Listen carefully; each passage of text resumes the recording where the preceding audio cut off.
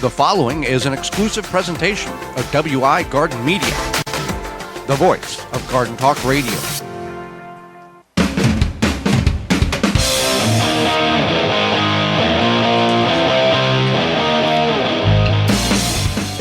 Coming up on the program today, we're going to discuss ripening your tomatoes before the frost, how to do it, as well as making it at home. It's going to taste better. Our guest is Miss Lori and Mr. Brown of YouTube homesteading page, Whippoorwill Holler. Will be with us, and we'll answer your garden questions. You are listening to the most informationally packed hour of garden-focused radio in the country and on the internet with your host, husband and wife team Joey and Holly Baird. This is the Gardening with Joey and Holly radio show. And welcome to another edition of the Gardening with Joey and Holly radio show. Happy to have you along. Thank you for allowing us to be part of your day just for a little bit. I am your host, Joey Baird. Beside me is my wife, co-host, best friend, and gardening partner, Holly Baird. This program is for you, about you, to help your garden grow better, to maintain your landscape, grow healthier trees, make your grass look greener, as well as preserving what you grow. Happy you're tuning in, whether you're doing such on one of the 18 or one of the 20 AM and FM frequencies, broadcasting our program here in 2025 through a radio app, through our parent website, thewisconsinvegetablegardener.com, underneath the Radio 9 tab at the top of the page, podcast replay or in-studio video replay. Thank you so much. You want to be part of the program? Communication is available through calling us toll-free, coast to coast at 1-800-927-SHOW. That's 1-800-927-7469. Also, communication can be done through email, gardentalkradio@gmail.com. Let us know where you're listening from. We'd love to hear that. Gardentalkradio@gmail.com. Before we get in the program, Holly, it's time for this week's joke. What is a potato's least favorite day? Sunday? Friday. Like fried. Oh, fried, because it gets fried, Yeah. fried, play on words. Okay. This week's garden joke is brought to you by rescue.com. American-made rescue products keep your family, home, and yard protected from pests like wasps, hornets, yellow jackets, flies, ants, and more. Learn more at rescue.com. That's rescue.com. So we're kind of getting closer to that time where some people are happy that frost will be coming to in the gardening season. Others do whatever is possible in order to prolong the growing season for the warm weather crops. Some of you have invested in greenhouses and or high tunnels in order to grow further in and sometimes through the winter months. For those of you who are growing strictly outside, and when the frost comes, you'll shut her down and see you again next spring. There are some things in which you can do to make sure that you can get as many ripe tomatoes off of your vines before the frost comes, because there's no more, disappointment than having a whole bunch of green tomatoes. It's going to frost tomorrow. You got to pull them all off, or they turn into muck. Now, as the season progresses into the fall, the days are getting shorter, getting cooler. You don't necessarily, that tomato is not as crisp and popping fresh as those first couple of dozen were on the vine, because of just environmental conditions and the natural progression of the way the summer and the plant grows. So there's some things in which we can do in order to encourage the plant to produce ripe tomatoes, and we don't have as many green tomatoes on the plant. One thing is clip off, pinch off, break off the growth tips on these tomato plants. You can get a big shrub of tomatoes and there's a lot of growth tips, so just give it a giant haircut. Now, from flower to fruit, you're looking at 20 to 30 days. 20 days on the cherries, 30 days on the larger beefsteaks. So you can prevent more. If you see flowers starting to develop, you can take the risk and kind of, my first average frost date is the 15th of October. Well, there's been times here where we're now currently zone 6, where we've had frost October 10th, and we've had frost the week before Thanksgiving. So there's not here's the time you need to do it. Just giving you the information. Your mileage will vary. Do what you feel is best, but these are some true tested tips that will help. So take off the growth tips to prevent the plant from continue to growing out, stress the plant out to put the fruit and develop the fruit that's currently on the plant. Another thing you can do is take a shovel and go around the base of your tomato plant 3/4 of the way around and just slice straight down.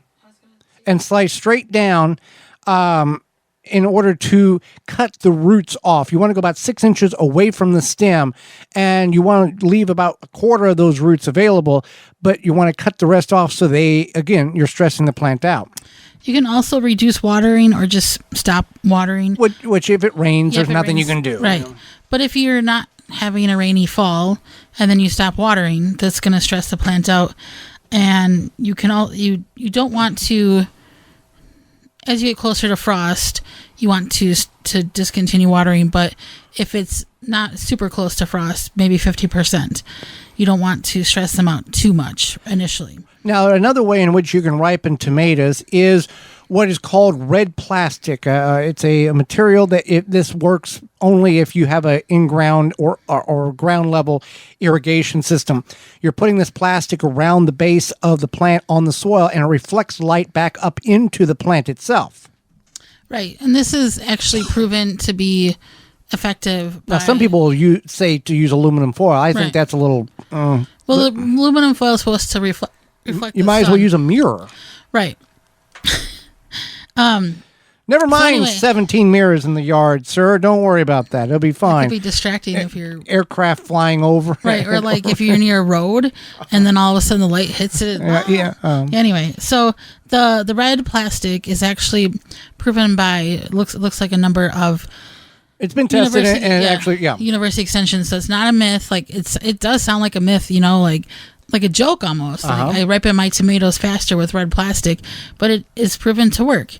You can also you want to make sure you are harvesting regularly. Now this will help obviously the tomatoes grow, but then when you harvest regularly, it does allow the plant to put more energy on the remaining green fruit to increase and you talk about that. Let's talk about when you should harvest. And if you're harvesting, waiting till the fruit is completely ripe, at this point, there's nothing wrong with that. What you can do from this point forward is, as you see the pigmentation of the fruit begin to change, it ripens from the bottom up and around the shoulders into the stem. So as you see that color change on the bottom of the tomato, go ahead and pull it off. Put it in a windowsill or in an indirect light, or in like a garage, somewhere where it can get some ambient light, and it's going to ripen in 3 to 5 days. Now, will it be as sweet as what's on the vine? Probably. It's not going to really affect it a whole lot, but you're getting that fruit off the vine so that plant can go, okay, now I can focus on other things that ripen other tomatoes instead of trying to get that one to ripe that would take an additional 4 days of energy. Right. And so another thing you can do is if you have to pull your tomatoes off the vine, and this happened to us once, we had to aggressively pull a bunch of tomatoes off of the vine and they were still pretty green. And you can lay them out on a flat surface, just one layer, and hopefully in sunlight. If you don't have sunlight to do that in, it's fine. And they will ripen on their own. It does take a little bit of time, and you're not going to have the wonderful flavor as you would. They're going to be a little bit more bland.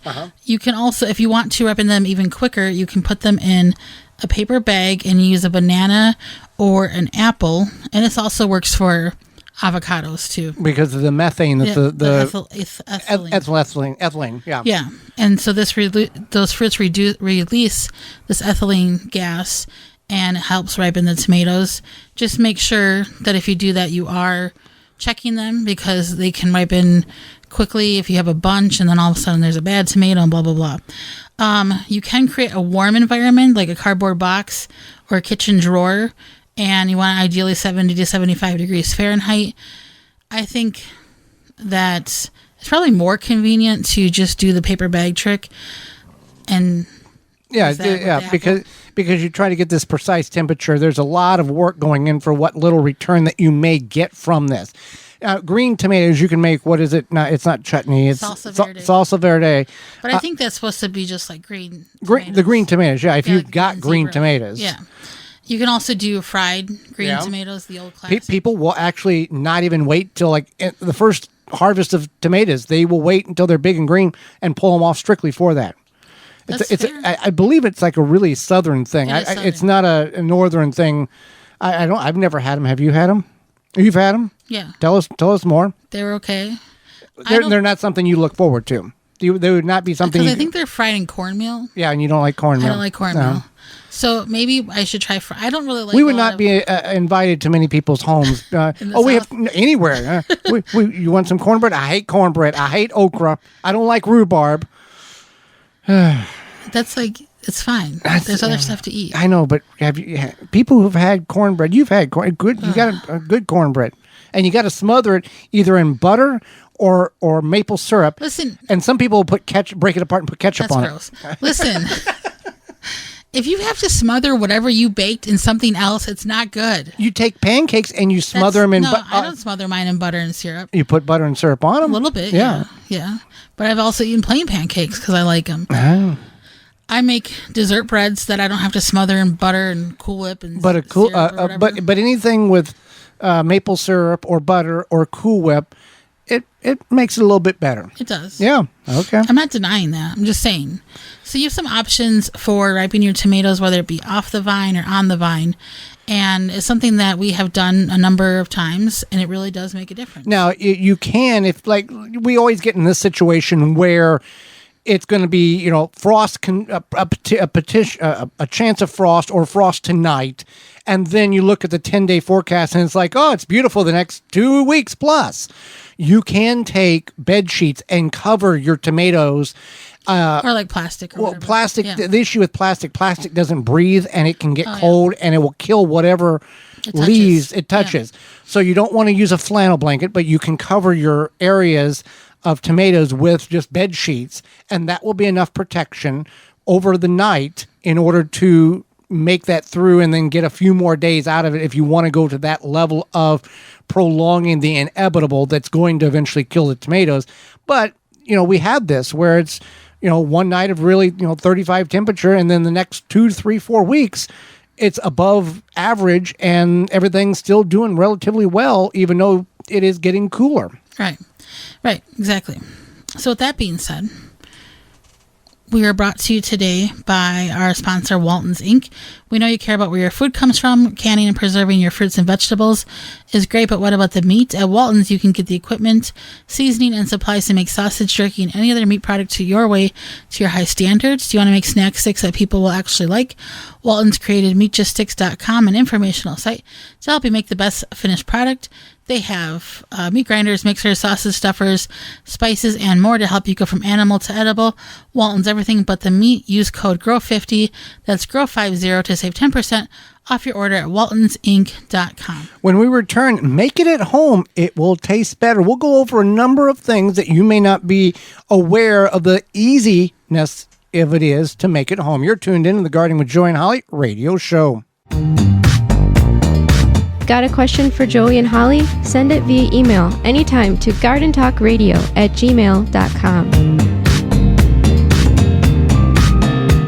4-Jar Canning Supply, your one-stop shop for all your canning needs, where old ways meet new in every jar. They are a family with decades of home canning experience, offering top-quality products and outstanding service. Never run out of canning lids again. Whether you're a seasoned canner or just starting out, their extensive range of canning products will elevate your canning game. 4jars.com. Inspired by the homemade preserves of our childhoods, they want to share that same joy with you. They deeply care about your family's health and understand the importance of homemade, nutritious meals. That's why they offer high-quality products to help you preserve your food. Quality canning lids, pressure canners, vacuum seal machines, and all the tools you need to get the job done. 4Jars has you covered. Our canning lids provide the perfect airtight seal for any regular, wide, or gym-sized jar. With the thickest lids on the market, they provide long-lasting freshness, up to 18 months, and are rust-resistant, ensuring your preserves stay secure. Use code 4jars25 to save 10% off your order at 4jars.com. That's FORJARS25 to save 10% off your order at 4jars, FORJARS.com. Check out ivorganics.com. It's America's leading garden product YouTube channel. IV Organic products are innovative, organic, effective, and proudly USA made to help you achieve your best growing season. Use coupon code RADIO10 at checkout and save 10% on your entire order at ivorganics.com. That coupon code again is RADIO10 to save 10% on your order at ivorganics.com. If you could double the life of your raised bed boxes by sealing the wood with a clear, non-toxic wood preservative, would you? Well, now you can with a clear, penetrating product called Internal Wood Stabilizer. It's 100% non-toxic and easy to apply. Seal your untreated wood surfaces, even chicken coops, by spraying on Internal Wood Stabilizer.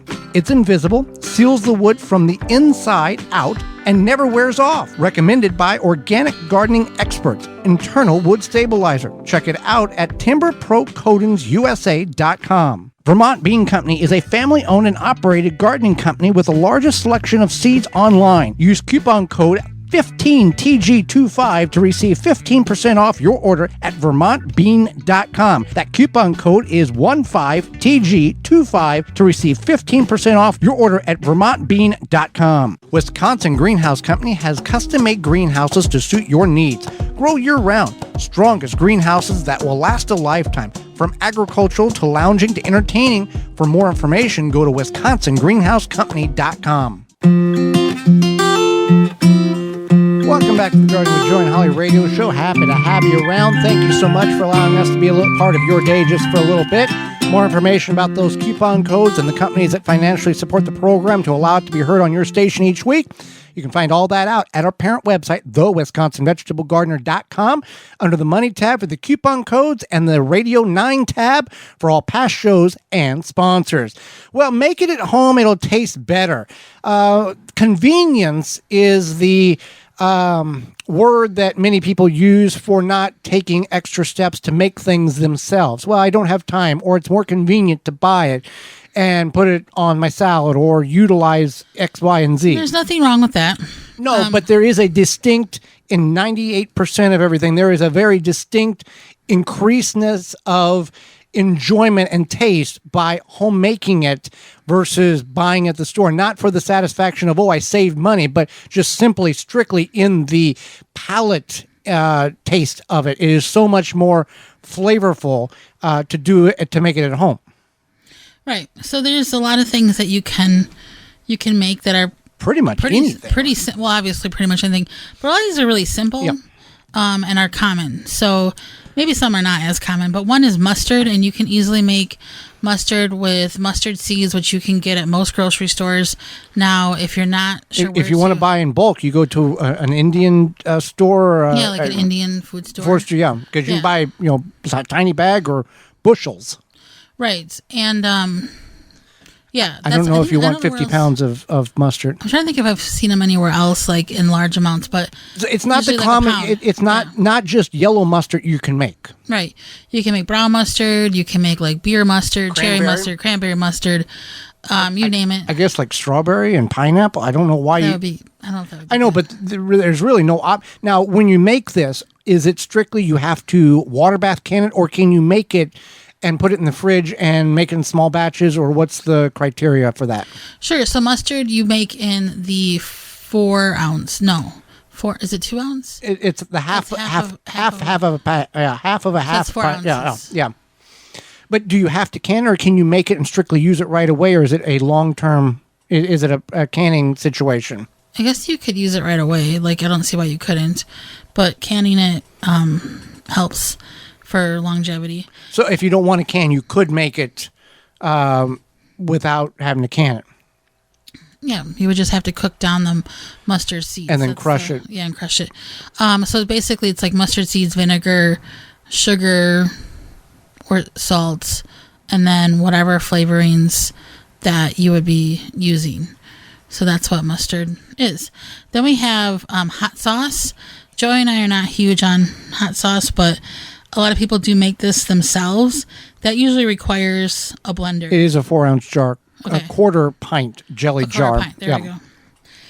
No, hot sauce. I don't mind a little bit of hot, but some of these people enjoy the how hot can I stand to this particular item.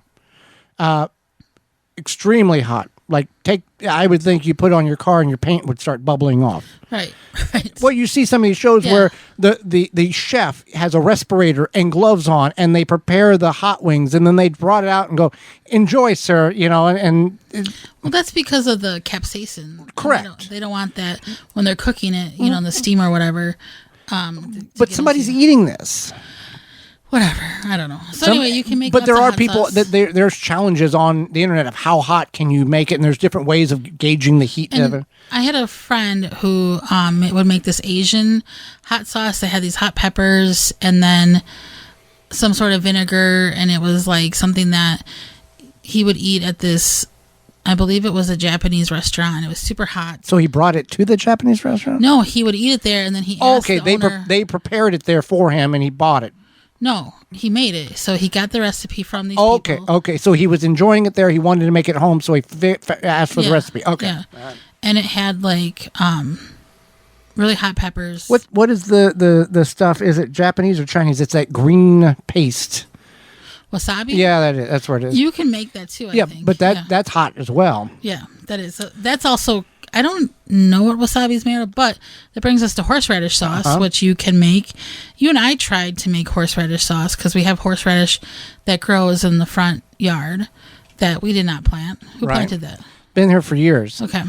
Now this is where this borderlines with making something like your own mayonnaise. So if you make your own horseradish sauce, you could obviously, you make it with mayonnaise and I think like sour cream or something. I forget. But if you want to make your own mayonnaise, I've done that. And you use egg yolks, I believe, and then oil and salt. And then you have to emulsify it. So you need a blender or food processor. And then it emulsifies. And then you have your own mayonnaise. And then the horseradish sauce, you would add the horseradish to make it a sauce. The horseradish is only activated. The heat's only activated when you grind it. Right. You can eat it like a carrot, and there's nothing really intense about it. But you grind it, it oxidizes, and boy, it really, really hits the. It's a good way to clean out your sinuses. Yes. Yeah. And then you can make your own taco seasoning. I do this, and I have done this, where you use chili powder, cumin. You can omit any of the wasabi. Back to the wasabi thing. The vast majority of wasabi served in restaurants and sold in stores. However, it's actually a mixture of horseradish, mustard, and green food coloring. A real wasabi is difficult to grow and extremely expensive. That's what I've heard. So that's interesting. So you can make your own faux wasabi. Yep. Your own fake wasabi. So anyway, taco seasoning. I make taco seasoning myself, and there's lots of recipes online, but I use chili powder. You're using raw ingredients. Yeah. To construct whatever flavor you want. Right. And I just do this one batch at a time, but there are recipes where you could do like a whole jar full. Well, by doing that, you're leaving out some of the additional things that you may get in a pre-made package, the emulsifiers or all this other stuff that may or may not be good for us. And I don't add as much salt. I mean, you can buy low sodium taco seasoning, and if you're buying taco seasoning, that's fine. I buy it sometimes too, but if I have the time, I do make it myself. So it's chili powder, usually chili powder, onion powder, garlic powder, cumin, a little bit of oregano, salt, pepper. I feel like I'm missing something, but yeah, it's pretty simple. Well, honey mustard is an easy thing to make too. It's Dijon mustard, honey, and mayonnaise. Yeah. And it is 100 times better than what you get in a bottle or at a restaurant. It is just the flavor, and it's not like, oh my, it's just so fraction of the quantity in order to get twice the flavor. Yeah, it's really good. I remember I made it. And you can make it in like 12 seconds. I remember I made it recently when we had like potato wedges or something. Ranch dressing. This is something that's very easy to make and incredibly different from store-bought versus homemade in a good way. It definitely has a very fresh, herby taste when you make it yourself. And even if you buy the packets, It's that's still really good, but when you're adding your own parsley, dill, etc. I mean, there is quite a number of items that is required. You do have to half a cup of mayonnaise, sour cream, buttermilk or regular milk, freshly chopped parsley, dill, chives, lemon juice, onion powder, garlic powder, salt to taste, freshly ground black pepper. So you can omit any of those, but that is really the basis of traditional, wonderful, homemade ranch dressing. Yeah, I like a lot of dill in my ranch dressing, so making it yourself can be helpful for that. I guess you could just mix it in regular stuff.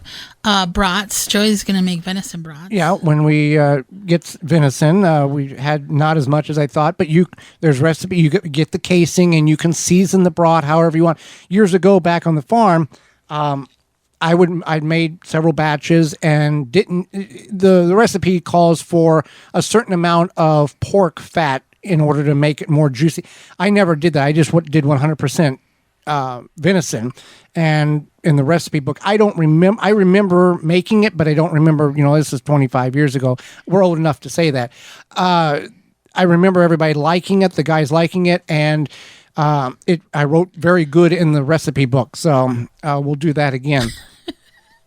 What? It's a rave review. Uh-huh. All right, so you can also make your own garlic powder, onion powder, which we have done. And if you do this, you might want to put your dehydrator outside or in an attic or in a ventilator, because it will overpower the ambient air in your home. This is a really good thing to utilize whenever you have guests around that are like you want them to leave. I'm going to make some onion powder, going to dehydrate. It is very, very potent whenever you're dehydrating it. Dehydrated onions is almost identical to the onion things that you put on top of your green bean casserole. Oh, the French fried onions. French fried. When you dehydrate and you cut the onions up and put them on dehydrator, at the end it's basically interchangeable. There you go.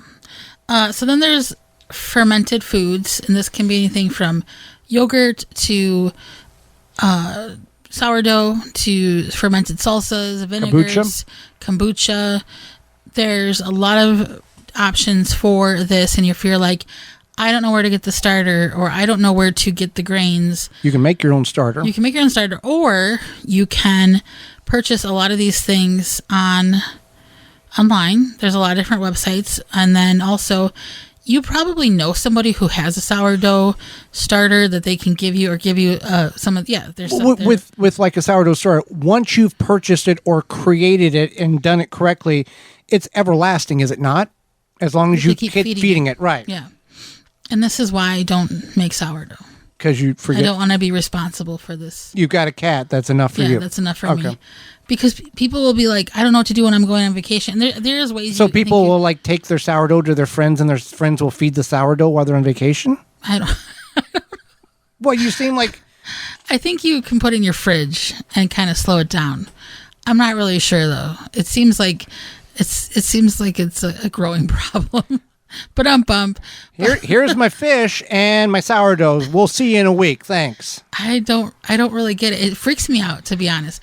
And what do you think? It's going to be like a movie where it's just and come over? No, it's just like a whole responsibility. And it is water and flour and yeast. I get that. No, it's yeast that is made by itself. Right. It's flour and water, isn't it? It is. But I'm saying is that I don't want to be responsible. I think you're overthinking this. I'm saying that I don't want to be pumping out the bread to make this sourdough situation. Who needs more bread? I got to get rid of this sourdough, because there is a shelf life on it once it gets to a certain size. It makes sense if you have children who eat the bread. And sourdough is a bread that your body can break down, correct? Better, or in a way that store-bought traditional bread, because of the whatever it is inside of it, the fermentation, lactofermentation, and your body can actually break that down and make it into a usable energy source. Sure. Better than regular bread. It's a little bit better for you. Okay. I guess it's good for your gut microbiome. All right. Joey, summer's winding down, but just because it's fall, we don't want to forget about our yards and those Japanese beetles and other grubs. They may now be hidden, but they're not far. Not only did the beetles feast on your roses and berries this summer, they laid eggs in your turf so that they can invade your yard again next year. Fight back with Phylum's Grub Gone. Grub Gone is a non-chemical BT granule that applied to lawns and specifically targets scarab pests and their larvae with an 80% plus control even in the fall. Holly, did you know that Grub Gone is the only non-chemical choice that effectively controls grubs? And when you combine it with the best chemical grub control at very low amounts, BioAdvanced grub control products, the tough-to-kill fall season grubs, are hit with a 1-2 punch that kills them at the best rate tested, nearly 100%. This combo of the best of biology and chemistry is called IPM, Integrated Pest Management, which is the best industry practice. Mix 1.25 pounds of each per 1,000 square feet equals 100% control. Grub Gone from Phylum Bioproducts, the best combination of safety and performance. Hang out with us, Miss Lori and Mr. Brown. YouTube homesteading page, Whippoorwill Holler, will be with us when we return. You're tuned in to the Gardening with Joey and Holly radio show. Have a garden question? Give Joey and Holly a call now or anytime 24/7. Just dial 1-800-927-SHOW. If you can't get through, leave a message and they will call you back. Call now, 1-800-927-SHOW. Azure Standard is America's premier family-owned online store for organic foods and healthy products for your home and garden. They deliver directly to families and commercial customers through over 3,500 drop points across all 50 states. Azure Standard strives to make grocery shopping easy, bringing all your needs to one convenient pickup location. As a trusted national health food distributor, Azure Standard offers bulk and specialty health foods to communities nationwide. With over 12,000 products, each one is approved and carefully sampled to ensure the highest quality. Azure Standard holds firm to non-GMO, organic, and natural standards. From food and beauty products to household items, nutritional supplements, animal care, hobby supplies, and even garden essentials, Azure Standard truly has everything for your daily living. Visit azurestandard.com, that's A-Z-U-R-E standard.com. Use promo code Joey and Holly 15 at checkout to get 15% off for new customers who open an account for the first time and place a minimum order of $100 or more, shipped to a drop location of your choice. That's code Joey and Holly 15 at azurestandard.com. Azure Standard is A-Z-U-R-E standard.com. Jung Seed Company is a family-owned and operated gardening company since 1907 with the largest selection of seeds and plants online. Use coupon code 15TG25 to receive 15% off your order at jungseed.com. That coupon code is 15TG25 to save 15% off your order at jungseed.com. R.H. Shumway is a family-owned and operated gardening company with a large selection of seeds and plants online. You can use code 15TG25 to receive 15% off your order at rhshumway.com. That's code 15TG25. Garden like a pro in 3 easy steps and receive customized fertilizer recommendations for your garden or lawn. Soil Savvy helps you determine what nutrients your plants need to thrive. Never again over-apply nutrients they don't need. A patented process that makes you a smart gardener. To get your soil test kit, go to mysoilsavvy.com. Save your back. Easily and quickly remove trees and shrubs from your property with the Weed Wrench. Find it at weed-wrench.com. Made in the USA. Use coupon code WEED to save $10 off your Weed Wrench at weed-wrench.com.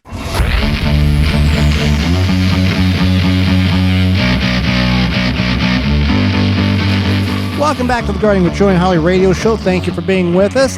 Thank you for choosing us to be part of your day. More information about those sponsors you've heard and all their coupon codes can be found at our parent website, thewisconsinvegetablegardener.com, underneath the Season 9 tab at the top of the page or the Money tab.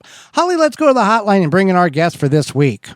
Lori lives with her husband, Mr. Brown, in the hills of northeast Arkansas. On their YouTube channel, Whippoorwill Holler, they show their homesteading and sustainable living and how they live off the land as much as possible. Welcome to the program.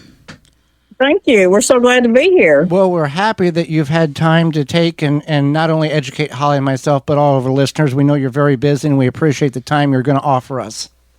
Oh, we enjoy it. Well, you say that your homesteading is in your blood. Do you know how many generations back that spanned, or was you the first in that lineage? You know, I was thinking about that, and I mean, I can go far back as probably maybe the pioneer, but probably farther back than that, because my family originated from, I'm not originally from Arkansas, I'm from Texas. My roots are in Texas, and my family were dairy farmers and sharecroppers, and most of them did homestead. Well, and homestead is a modern term. Whenever you were growing up and your family and your generations past, it was just called living, is what it was. Yes. Yes, that's just the way it was. Yeah, if you needed green beans, you didn't go to the market. You grew them and you canned them, and that's the way it was. If you didn't have green beans, you just had to wait until summer. That's right. It's called sustainability. Right. So you two both love to dance together, and I understand because I love to dance. Is that something you've always enjoyed together? How did that come about? Well, it's we basically dance in the kitchen. It's we don't really go out in public and dance, but we just have a little fun on YouTube. But yes, we do enjoy it. We just dance in the kitchen. You speak of YouTube. You've got quite a substantial following over on that YouTube platform. What was your motivations to start your YouTube channel? And was there visions of, hey, one day we're going to hit this number and that's our goal? It started, I never even knew what YouTube even was, probably up to about, now this is the truth, about 8 years ago, I didn't even know anything about YouTube. My son is a tech guy, and he would tell me, Mom, I seen this on YouTube and this and that. And so I kind of dove into it and started watching other homestead channels. And I met a lady through a channel, which I don't know if I can mention her channel or not. Go ahead. And can I? Yeah. Okay. It's Miss Vicky. She's from Vicky's Country Home. They live off grid in Nevada, and we become very, very good friends. And she kept telling me, Lori, you need to start a YouTube channel. You can teach people a lot, because she knows that this has been my life, and generations before me, this is just all we've ever known. It scared me. I done it. No, I had no idea that I would get this kind of following. But I can tell you that my YouTube community, they are some of the nicest, most beautiful people you ever meet.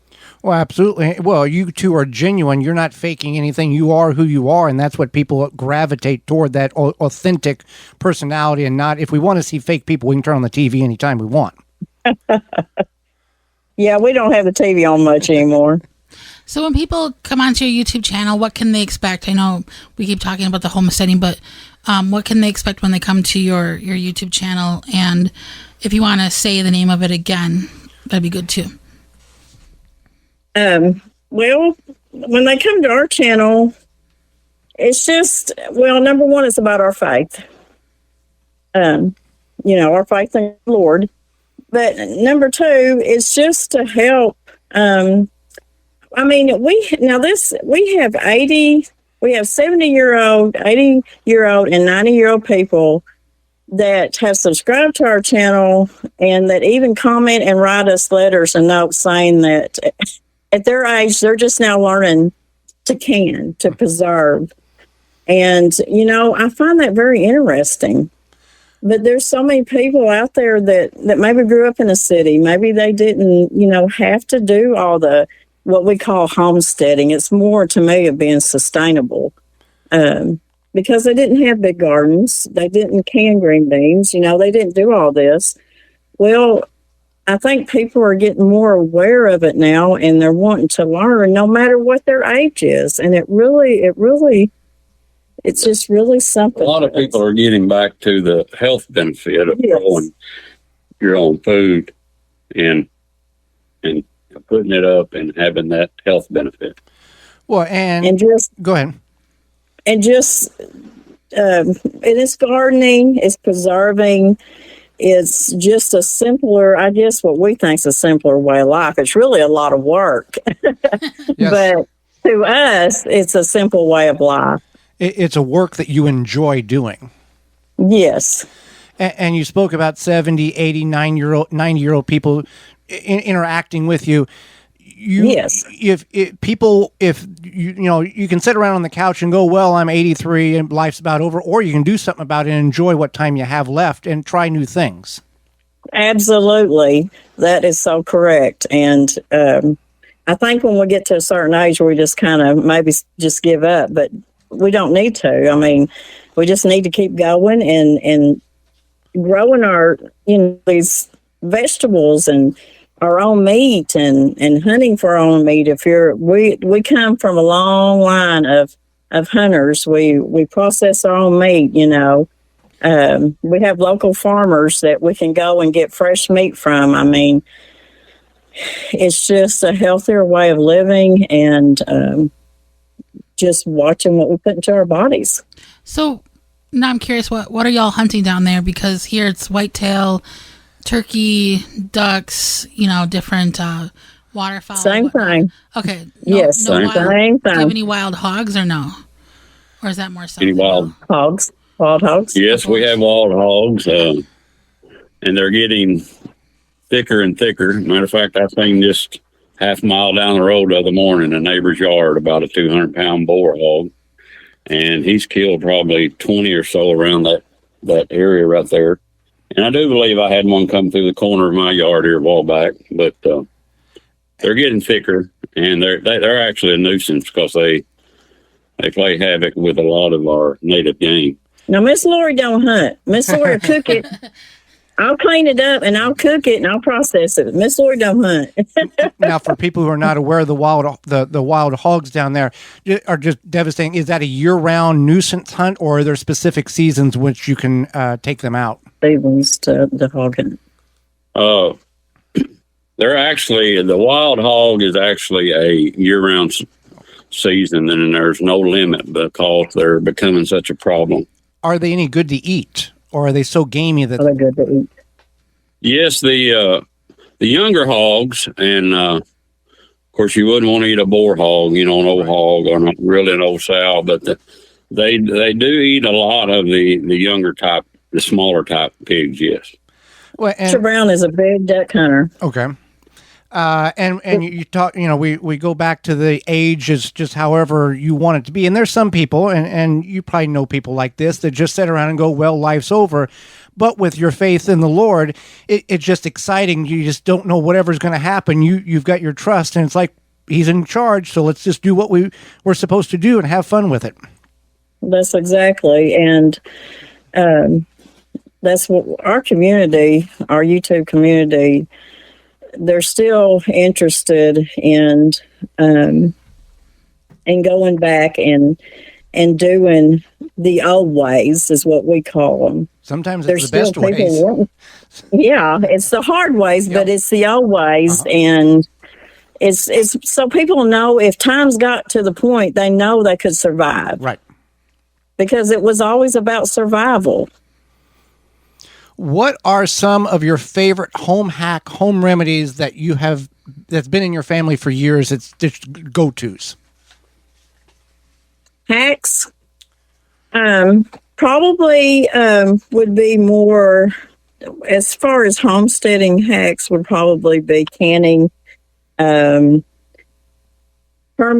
dehydrating, making your own compost, processing your own meat, homemade vinegars. We grow our own herbs and teas like mints and stuff like lemon balm. We make our own tea, rainwater catchment. I mean, the list goes on and on. There's so many hacks that you can do to make, your life more sustainable and easier. I make my own homemade cleaners, like homemade laundry detergent and disinfectant cleaners that I use my own herbs, which have compounds to disinfect and stuff like that. Now, so you bring up vinegar. Seed savings, yes. Vinegar is a very good cleaner. It's not a disinfectant, but it's a good cleaner. How for people who don't know, how does one make vinegar? How does one make vinegar? Yes. A very simple way. If you want to make apple cider vinegar, just use the peelings off of your apples and put them in like a quart jar if you're just wanting to start out small. Fill that quart jar up with your apple peelings and maybe even the apple core. Of course, eat the apple. Don't put the meat part of the apple in there. Fill it with filtered water, and just put you a loose top on it and set it up in your pantry in a dark corner somewhere where it's cool and dry. And within anywhere from 4 to 6 weeks, of course, I check mine probably every week. For mold, you want to make sure there's no mold in it or anything like that. And if it's at the right temperature and not getting too hot and everything's just right, within 6 weeks, you'll have apple cider vinegar. And I know people get kind of worried about that stuff, but I mean, fermenting's been around since the beginning. I mean, that was the only way they had to preserve in the beginning, was fermenting everything. Right. So fermentation's been around for a long time. Yes. You just have to be careful with it. Yeah, you have to be careful. I agree. I've done my fair share of fermenting, and it's the oldest way of how people preserve foods, aside from like salt preserving. Yes. So you make a fermented salsa, and a lot of people are intimidated by that. But can you tell us more about the process and how long does it take from when you cut up, the salsa ingredients and put them in the jar to when it's complete? Right. The homemade salsa is some of the best. Mr. Brown will tell you it's some of the best he's ever ate. And it's really easy. You just make sure that you follow the recipe correctly and make sure you put enough salt in it. Your fermentation won't be no more than 3 days. You don't want to go any further than that.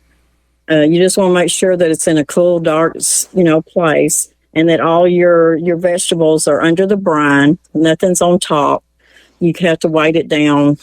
After 3 days, you'll see a little bubble around the edge. When you smell it, it should smell kind of sweet but vinegary, if that's a word. I don't know if that's a word.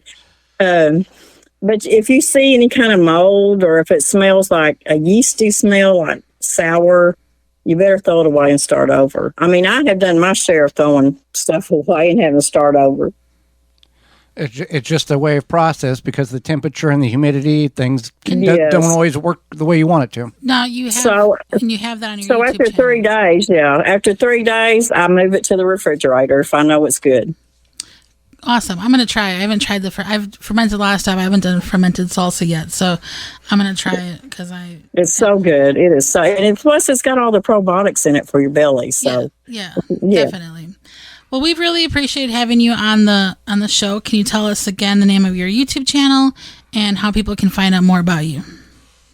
We are Whippoorwill Holler, and we are not on any other social media except YouTube.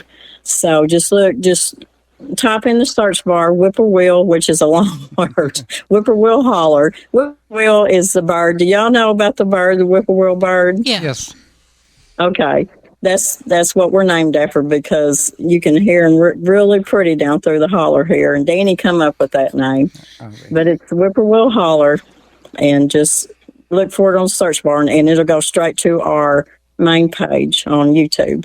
Well, Miss Lori, Mr. Browns, thank you so much for the knowledge and the time you've offered, not only Holly and myself, but all of our listeners. We appreciate it very much. Well, we just love being with y'all, and y'all call us back anytime. Absolutely. And when we return, it's going to be your garden questions and our garden answers. You're tuned in to the Gardening with Joey and Holly radio show. Got a question for Joey and Holly? Send it via email anytime to gardentalkradio@gmail.com. Good garden tools make gardening easier. Wisconsin-made Cobra Head tools simplify weeding, cultivating, digging, and planting. Favorites of professional gardeners, Cobra Head tools are durable, ergonomic, and easy to work with. Visit CobraHead.com and use coupon code SOIL for 10% off your order. David J. Frank, Southeastern Wisconsin's leading landscape company, is a landscaper you need. Their award-winning services include everything from lawn care, landscape maintenance, design, construction, renovation, irrigation, sustainability, and more. Big or small, let the experts at David J. Frank handle the hard work for you. Find out more at davidjfrank.com. Mantis garden tiller cultivators are the perfect solution for any garden.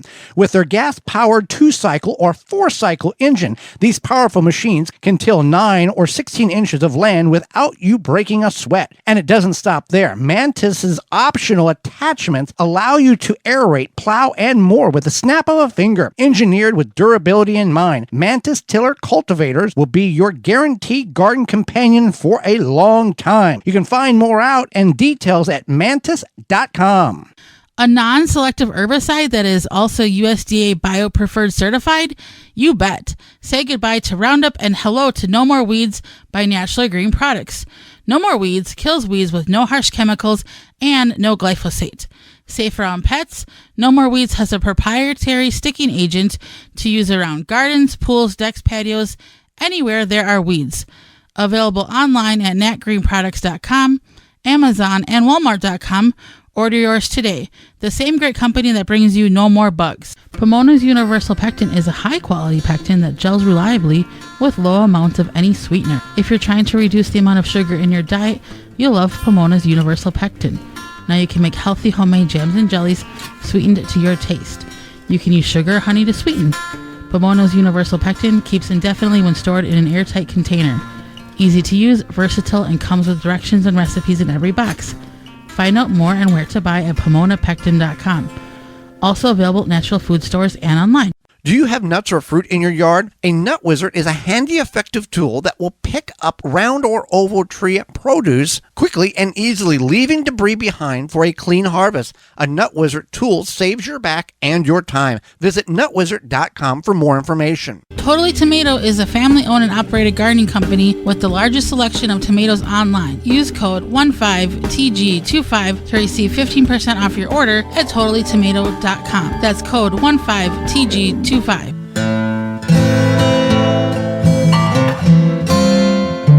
Welcome back to the Gardening with Joy and Holly radio show. Thank you so much for being with us. It's time for your garden questions and our garden answers. Want more information about those sponsors? Our parent website, thewisconsinvegetablegardener.com, under the Money tab for coupon codes and Radio 9 tab for all past shows and listing of all sponsors that make this program possible.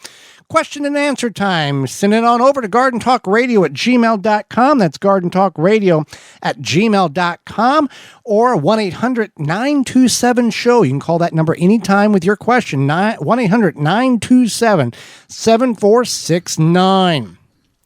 All right, so first question is, my first year growing potatoes, I thought they did really great, but now about 2 weeks later after drying, I washed them. I think they mean like curing or whatever. I washed them off for the first time and they are, all my Yukon Gold have had these rings that are sort of raised. What is this and is it safe to eat if I cut around? Well, it's potato scab. Potato right? scab, and you don't want to clean your potatoes unless you're going to use them. That dirt has a protective layer for the potato. So whether you're long-term storaging in a cellar, basement, or just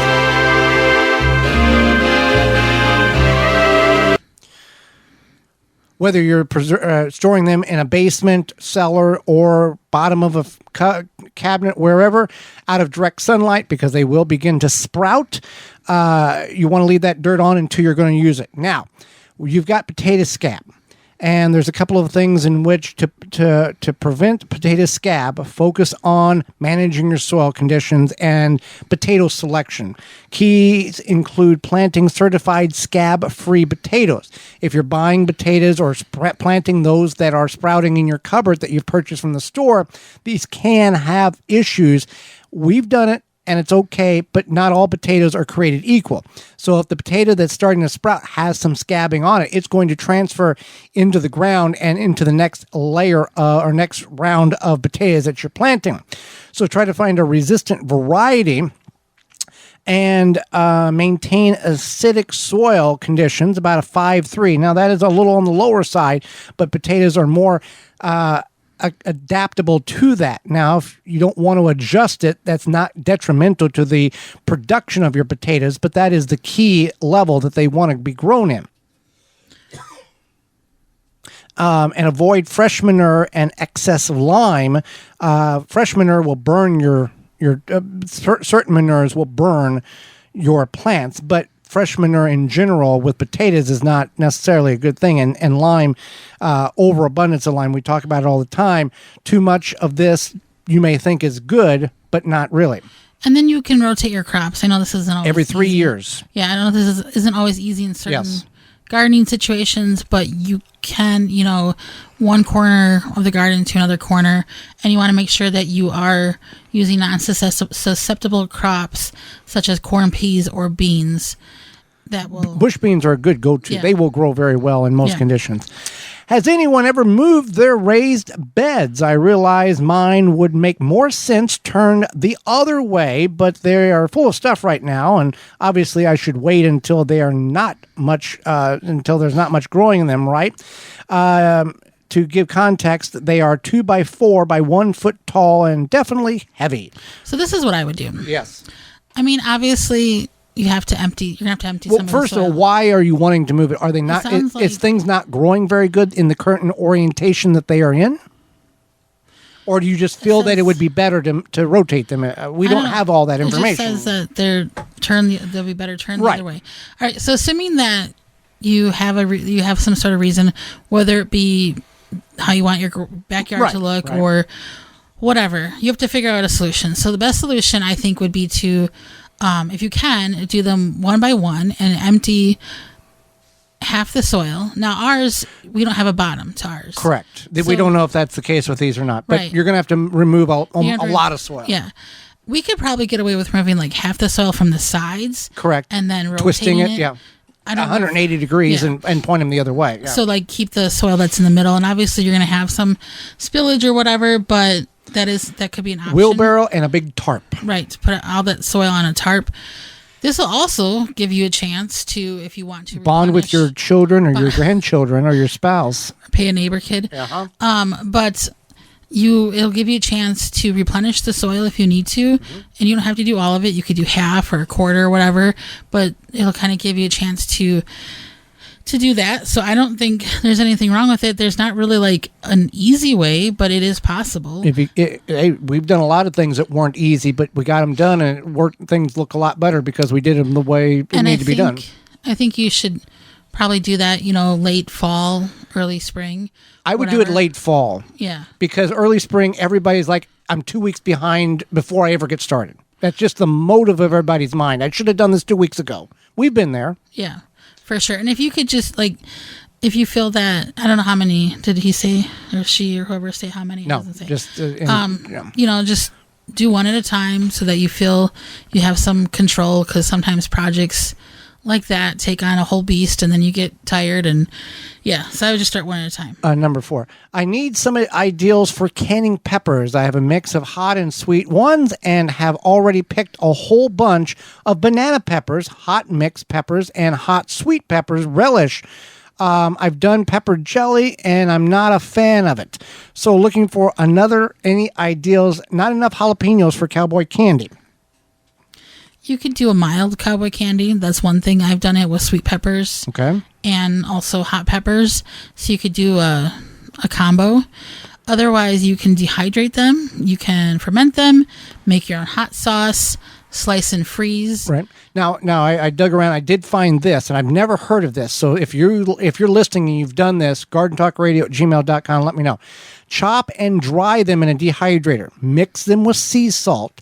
It's an amazing finish salt, great for popcorn, cornbread, and any vegetable topping.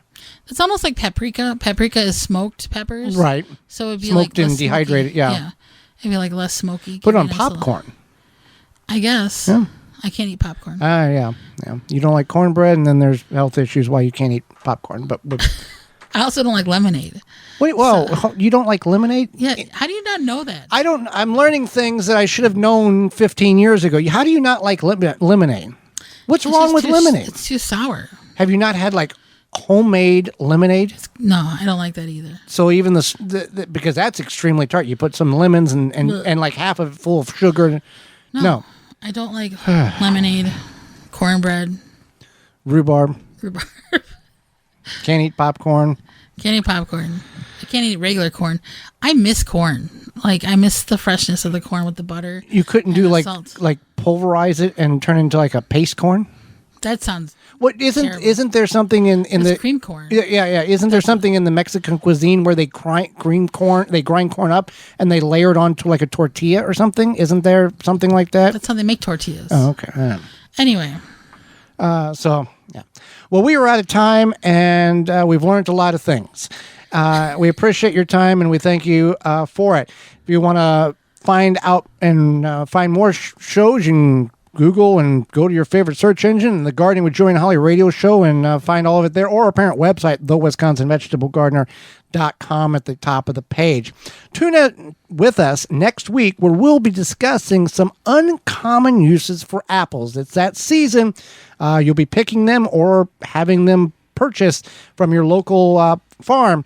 So, we can make apple pie, we can make juice, but we're going to talk about some uncommon uses for that, as well as natural privacy options when it comes to keeping your business to yourself and keeping everybody's eyes off your property. Our guest is Jess, the Naked Gardener on social media. She's got her clothes on. Don't worry about it. And we'll answer your garden questions. So until next week for Holly Baird. I'm Joy Baird, and we will see you in the garden.